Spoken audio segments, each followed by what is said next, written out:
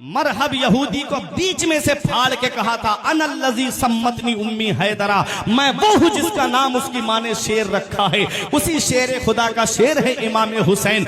अली का घर भी क्या घर है कि जिस घर का हर एक बच्चा जहाँ पैदा हुआ शेर खुदा मालूम होता है। ऐ लोगों, कौन हुसैन है? बहारों से पूछो कौन हुसैन, नजारों से पूछो कौन हुसैन, आसमानों जमीन से पूछो कौन हुसैन, चांदो सूरज से पूछो कौन हुसैन, सितारों की कंदील से पूछो कौन हुसैन, हवाओं से पूछो कौन हुसैन। हुसैन के नाम में 4 हर्फ है, हा, सीन, या, नून मिला के हुआ हुसैन। चारों हर्फ अलग अलग पैगाम दे रहे हैं। हा ने कहा हक वाला हुसैन, सीन ने कहा सजदे में सर कटाने वाला हुसैन, या ने कहा याद खुदा में मस्त रहने वाला हुसैन, नून ने कहा नाना की उम्मत को बचाने वाला हुसैन। हम जिए कैसे उस इंसान के जीने की तरह, खून भी अपना नहीं जिसके पसीने की तरह।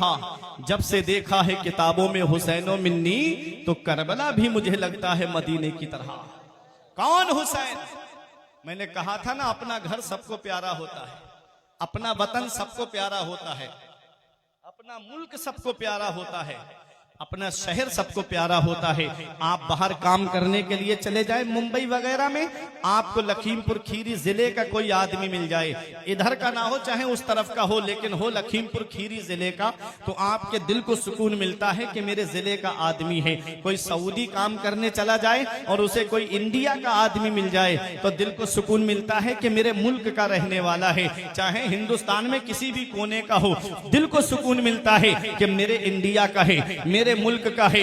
ऐ लोगों, अपना घर सबको प्यारा होता है। इस इस्लाम ने जब घर की कुर्बानी मांगी थी, हुसैन ने अपना घर छोड़ दिया। इस इस्लाम ने वतन की कुर्बानी मांगी, हुसैन ने अपना वतन छोड़ दिया। इस इस्लाम ने बच्चों की कुर्बानी मांगी, हुसैन ने बच्चे पेश कर दिए। इस इस्लाम ने माल की कुर्बानी मांगी, हुसैन ने माल पेश कर दिया। इस्लाम ने खुद हुसैन की कुर्बानी मांगी, हुसैन ने अपनी कुर्बानी पेश कर दी। ऐ लोगों, जरा तवज्जो दीजिएगा, अपना घर सबको प्यारा होता है। जब वतन की कुर्बानी मांगी, और वतन भी वो प्यारा वतन जिसके लिए हम 5 वक्त नमाजों में दुआ करते हैं, दिखा दे या इलाही वो मदीना कैसी बस्ती है जहां पर रात दिन मौला तेरी रहमत बरसती है। अल्लाह अकबर। हुसैन ने जब मदीना छोड़ा था तो आप सोचिएगा इमाम हुसैन के दिल पे क्या बीती होगी। ऐ लोगों, आज 8 दिन मदीने में रहने वाला हाजी जब मदीना छोड़ता है, ये शायर अहले सुन्नत कारी अहमदुल फत्ताह साहिब किबला ने उम्रा किया है, मदीने के जलवे देखे हैं। रमजान शरीफ के महीने में हर साल उम्रा करने के लिए जाते हैं। परवरदिगार आलम हम सबको इनके सदक़े में तौफीक अता फरमाए, गुंबदे खदरा के जलवों की हाजिरी हमको नसीब फरमाए। अल्लाह अकबर। देखिएगा, मदीने की बहारों के बारे में इनसे पूछिएगा, मदीने के नजारों के बारे में इनसे पूछिएगा। जब ये मदीने की सरजमीन को याद करते हैं तो आज भी आंखों से आंसू निकलते हैं। कबूतरों को दाना खिलाने के बारे में सोचते हैं तो आज भी आंखों से आंसू निकलते हैं। जरा तवज्जो दीजिएगा, 8 दिन मदीने में रहने वाला हाजी जब मदीना छोड़ता है तो आंखों से आंसू रोके नहीं रुकते हैं। कानों में जब आवाज आती है फला तारीख में जो हाजी या उम्रा करने वाले आए थे, अब मदीना छोड़ करके मक्के के लिए निकलना है, इतना सुनना होता है, आंखों से आंसू जारी हो जाते हैं, आंखों से आंसू बरसने लगते हैं। अपना सामाने सफर तैयार करता है हाजी, और अपनी सवारी की तरफ बढ़ने से पहले अलविदाई सलाम करने नबी के रोजे पे जाता है, गुंबदे खदरा पे जाता है। सुनहरी जालियों के सामने खड़े होकर के यही दुआ करता है, मौला मैं इस दयार में आने के लिए पूरी जिंदगी दुआ करता रहा, दिखा दे या इलाही वो मदीना कैसी बस्ती है जहां पर रात दिन मौला तेरी रहमत बरसती है। मौला 8 दिन कब गुजर गए पता भी नहीं चला। ए मेरे परवरदिगार, अगर तू मुझे जिंदगी दे, मौला अगर तू मुझे दौलत दे, पैसा दे, तो एक बार अपने महबूब के रोजे की हाजिरी जरूर नसीब फरमा देना। ये दुआ करके हाजी वापस होता है, आंखों से आंसू रोके नहीं रुकते हैं। ये वो हाजी है जिसका घर मदीने में नहीं, ये वो हाजी है उम्रा करने वाला है जिसकी प्रॉपर्टी मदीने में नहीं, जिसका सरमाया मदीने में नहीं, सिर्फ नबी के रोजे का दीदार करने के लिए गया है। तब इसकी मोहब्बत का ये आलम है कि मदीना छूटता है तो आंखों से आंसू जारी हो जाते हैं, नबी का रोजा छूटता है तो आंखों से आंसू जारी हो जाते हैं, गुंबदे खदरा दूर होता है नजरों से तो आंखों से आंसू जारी हो जाते हैं। अपना सामाने सफर तैयार करता है हाजी।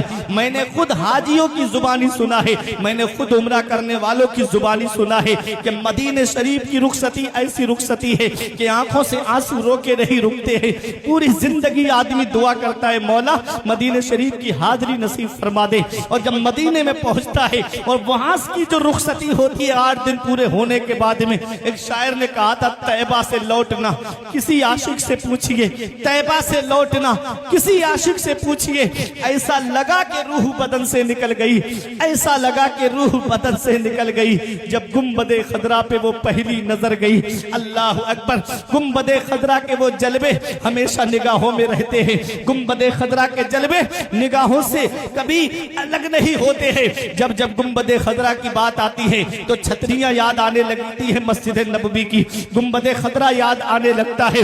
अल्लाह अकबर। ये 8 दिन मदीने में रहने वाला हाजी है, उम्रा करने वाला है। जब मदीना छोड़ता है तो आंखों से आंसू रोके नहीं रुकते हैं। तो जरा दिल पे हाथ रख के बताओ पठाननपुर वालों, वो हुसैन जिसने बचपन मदीने में गुजारा, वो हुसैन जिसने जवानी मदीने में गुजारी, वो हुसैन जिसने 56 साल की उम्र मदीने में गुजारी, जिस नाना का रोजा मदीने में है, माँ की तुरबत मदीने में है, भाई की तुरबत मदीने में है, मामूओं की तुरबत मदीने में है। अल्लाह अकबर। जो मस्जिद नबवी की गलियों में, मस्जिद नबवी में टहलता रहा, जो मस्जिद नबवी में फजर जोहर असर मगरिब इशा पढ़ता रहा, जो मस्जिद नबवी में नाना जान की आगोश में बैठा रहा। अल्लाह अकबर। उस हुसैन से जब मदीना छूटा होगा, कैसी बीतती होगी आका हुसैन के दिल पर। हुसैन से नाना का रोजा छूट रहा है, कैसा लग रहा होगा आका इमाम हुसैन को।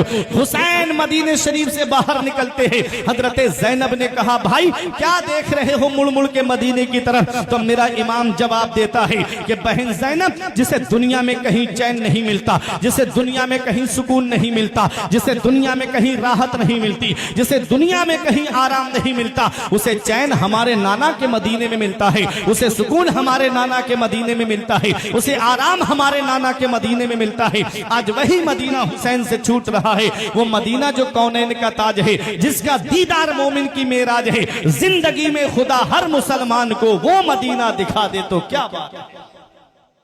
वो मदीना हुसैन से छूट रहा है।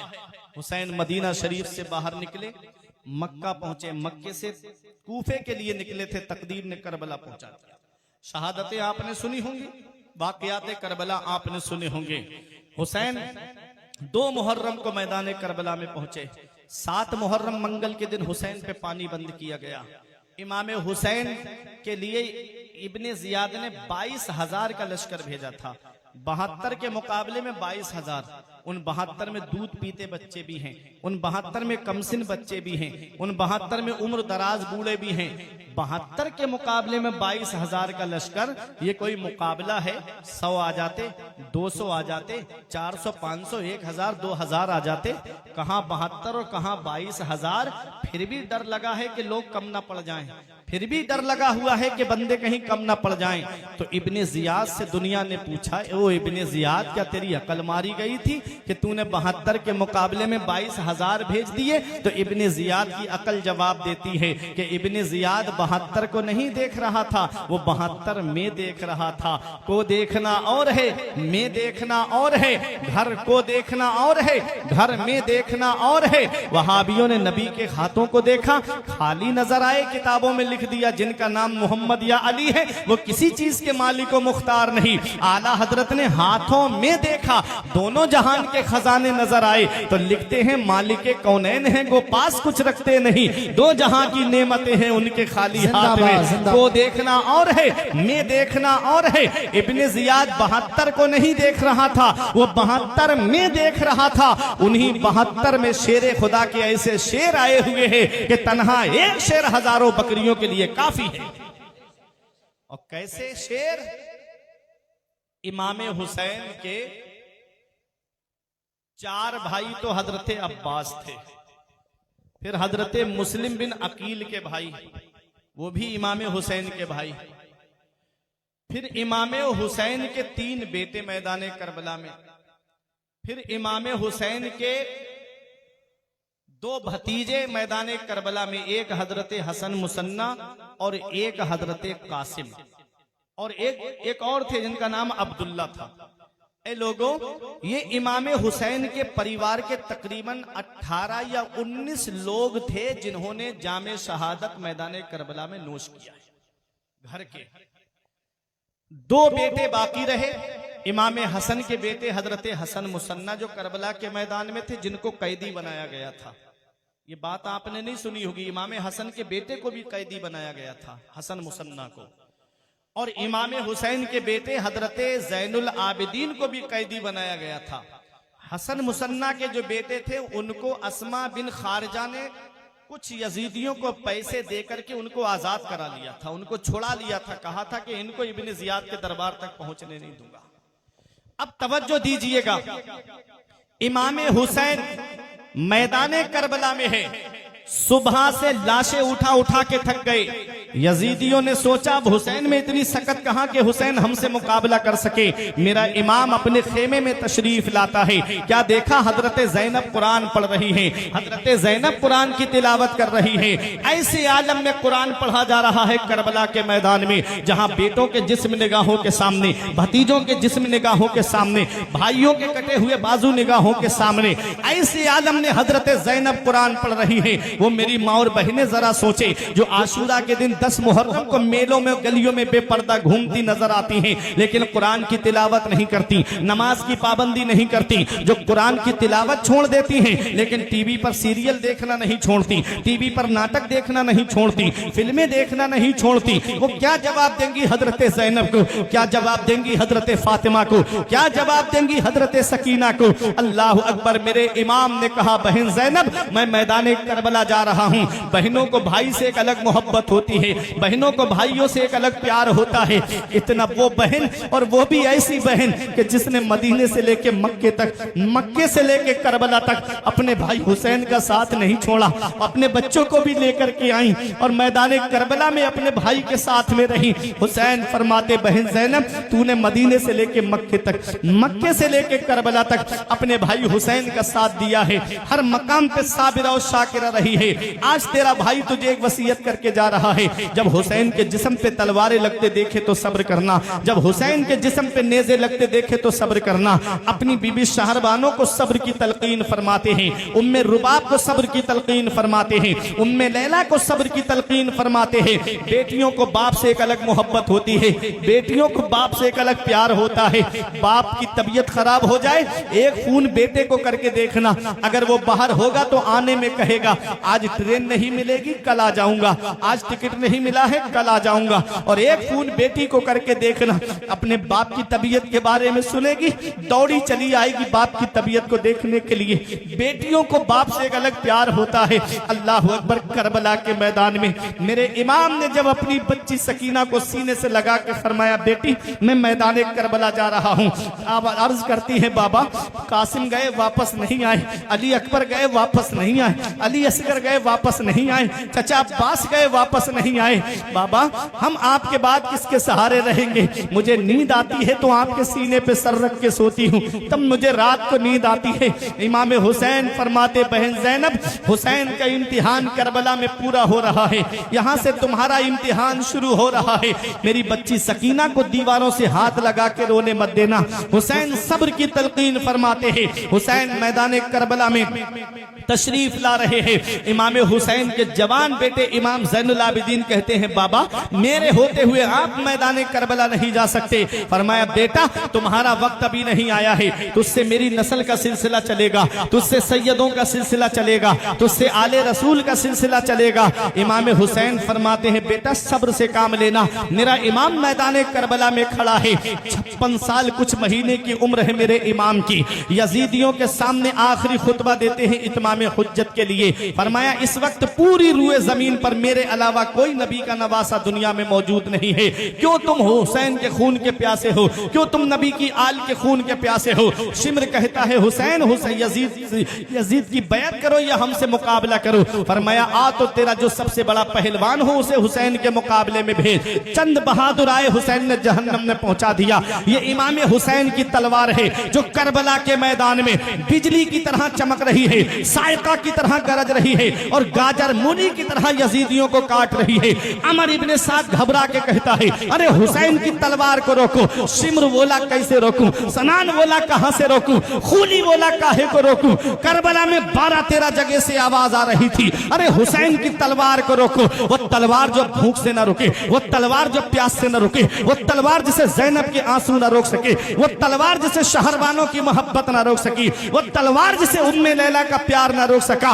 एक वक्त ऐसा आया, हुसैन की तलवार चलते चलते रुक जाती है, पानी की वजह से नहीं रुकी, ज़ैनब के आंसू देखकर नहीं रुकी, शहरबानों की मोहब्बत की वजह से नहीं रुकी। हुसैन की तलवार रुकी है तो 2 रकत नमाज के लिए रुकी है। हुसैन जाते जाते हमको एक सबक दे रहे हैं, हुसैन जाते जाते हमको एक दर्स दे रहे हैं, हुसैन जाते जाते हमको एक पैगाम दे रहे हैं। तुम खाना खा के नमाज नहीं पढ़ते, तुम पानी पी के नमाज नहीं पढ़ते, तुम शिकम सैर होके नमाज नहीं पढ़ते, तुम ऐशो आराम में रह के नमाज नहीं पढ़ते, तुम एसियों की हवाओं में नमाज नहीं पढ़ते, तुम पंखों और कूलरों की हवाओं में नमाज नहीं पढ़ते, तुम अपने घरों के अंदर सुकून में रह के नमाज नहीं पढ़ते। जिस हुसैन से मोहब्बत का दावा करता है, तलवारें चल रही हैं, हुसैन सजदा कर रहे हैं, तलवारें चल रही हैं, हुसैन सजदा कर रहे हैं, नेज़े चल रहे हैं, हुसैन सजदा कर रहे हैं। हुसैन का सर तन से जुदा होकर दिया जाता है। सजदे की हालत में हुसैन घोड़े पे थे, तब सर को तन से जुदा क्यों नहीं किया गया?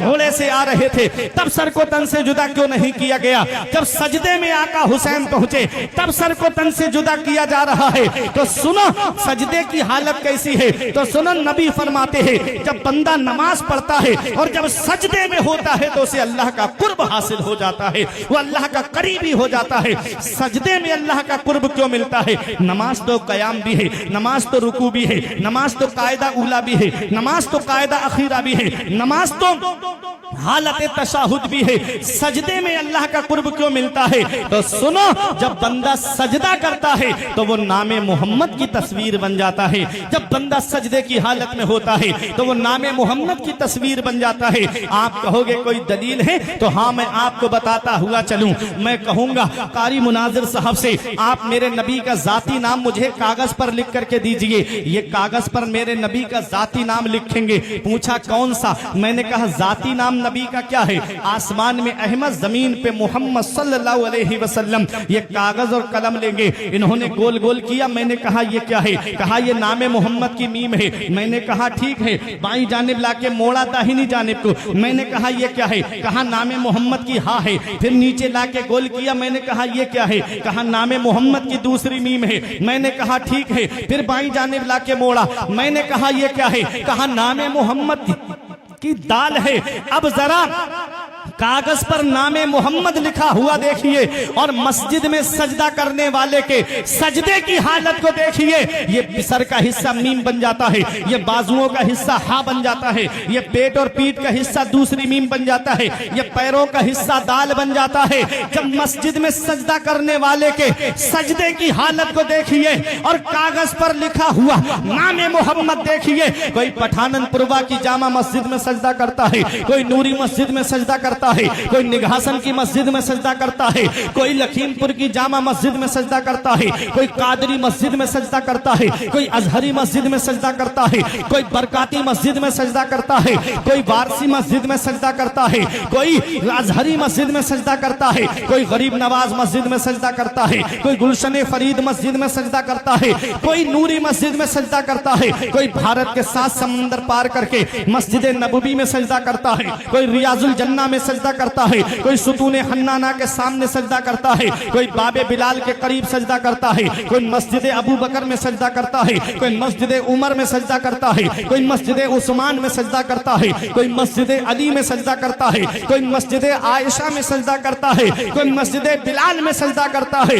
कोई खाना काबा के साए में जाकर के हजर अस्वद के सामने सजदा करता है, हजर अस्वद के साए में सजदा करता है, कोई रुकने यमनी के साए में सजदा करता है, कोई रुकने शामी के साए में सजदा करता है, कोई मकाम इब्राहिम के पास में सजदा करता है, कोई चाहे जमजम के करीब सजदा करता है, कोई सफा मरवा पे सजदा करता है, कोई मुस्तल्फा में सजदा करता है, कोई मिना में सजदा करता है। अब आपकी मोहब्बत का इम्तिहान है। कोई मिना में सजदा करता है, कोई मैदानी अराफात में सजदा करता है। अरे फर्शी फर्श पे सजदा करते हैं और अर्शी अर्श पे सजदा करते हैं। इन सब के सजदे एक तरफ और करबला में हुसैन हुसैन का सजदा एक तरफ। उस सजदे का जवाब कहां से लाओगे जो बर्छियों के साए में हुआ? उस सजदे का जवाब कहां से लाओगे जो तलवारों के साए में हुआ? उस सजदे का जवाब कहां से लाओगे जो नेज़े के साए में हुआ है? हुसैन का सजदा हमें एक पैगाम दे रहा है, तुमसे कज़ा न होगी कभी फिर कोई नमाज।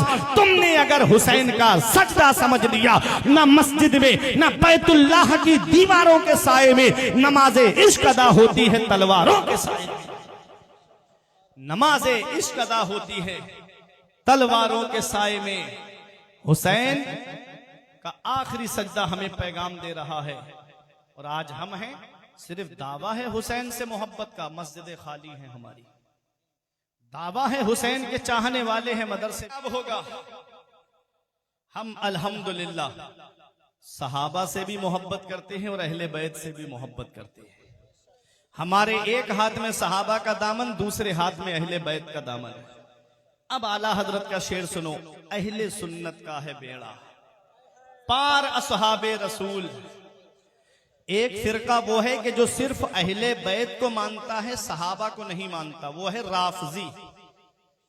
और एक फिरका वो है कि जो सिर्फ सहाबा को मानता है, अहले बैत को नहीं मानता है, वो है नासिबी। और एक फिरका वो है जो दोनों को नहीं मानता है, वो है खारजी। हम सहाबा को भी मानते हैं, अहले बैत को भी मानते हैं, हदीस को भी मानते हैं, कुरान को भी मानते हैं। हम हैं अहले सुन्नत वल जमाअत। इसी को आला हजरत ने यूं आला हजरत शेर में बयान फरमाते हैं कि अहले सुन्नत का है बेड़ा पार असहाबे रसूल। नज्म है और नाव है इतरत रसूलुल्लाह की, तुझसे और जन्नत से क्या मतलब, वहां भी दूर हो हम रसूलुल्लाह के, जन्नत रसूलुल्लाह। कौन अहले बैत है? अब एक हदीस सुनो, खतीब बगदादी की रिवायत, राई तो लैलता उसरिया भी अला बाबिल जन्नत मकतूबा। आका फरमाते जब मैं मेराज को तशरीफ ले गया तो मैंने जन्नत के दरवाजे पे लिखा हुआ देखा।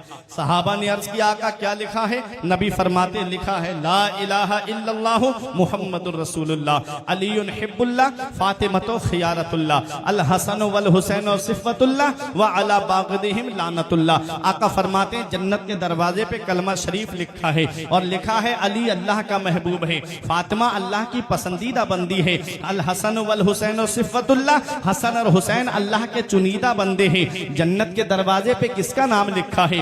जन्नत के दरवाजे पे मेरे नबी का नाम लिखा है। जन्नत के दरवाजे पर हजरत फातिमा का नाम लिखा है। जन्नत के दरवाजे पर मौला अली का नाम लिखा है। जन्नत के दरवाजे पर इमाम हसन और इमाम हुसैन का नाम लिखा है। मैं शायर अहले सुन्नत कारी अहमदुल फत्ताह साहब के मकान पर जाऊं तब तक घर के अंदर नहीं जा सकता जब तक अहमदुल फत्ताह भाई की इजाजत नहीं होगी। मैं मुनाजिर रजा साहब के मकान पर जाऊं तब तक घर के अंदर नहीं जा सकता जब तक मुनाजिर भाई की इजाजत नहीं होगी। मैं हाफिज जव्वाद साहब के मकान पर जाऊं तब तक घर के अंदर नहीं जा सकता जब तक जव्वाद भाई की इजाजत नहीं होगी। मैं फारूक भाई के मकान पर जाऊं तब तक घर के अंदर नहीं जा सकता जब तक फारूक भाई की इजाजत नहीं होगी। मैं इन उलमा शोरा व इम्मा के मकान पर जाऊं तब तक घर के अंदर नहीं जा सकता जब तक उलमा की इजाजत नहीं होगी। बताओ पठाननपुरवा वालों, जन्नत के दरवाजे पे किसका नाम लिखा है? जन्नत के दरवाजे पर मेरे नबी का नाम लिखा है। जन्नत के दरवाजे पर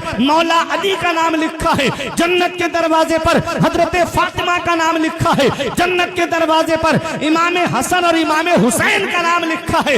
जब तक पंजतन इजाजत नहीं देंगे किसी का बाप भी जन्नत में दाखिल नहीं हो सकता। जब तक पंजतन की इजाजत नहीं होगी कोई जन्नत में नहीं जा सकता। अल्लामा हसन कहते हैं बाग जन्नत के हैं बहरे, मदहा खाने अहले बैत, तुमको मुजदा नार का ए दुश्मनाने अहले बैत, बे इजाजत जिनके घर में जिब्राइल आते नहीं, कद्र वाले जानते हैं कद्र शाने अहले बैत।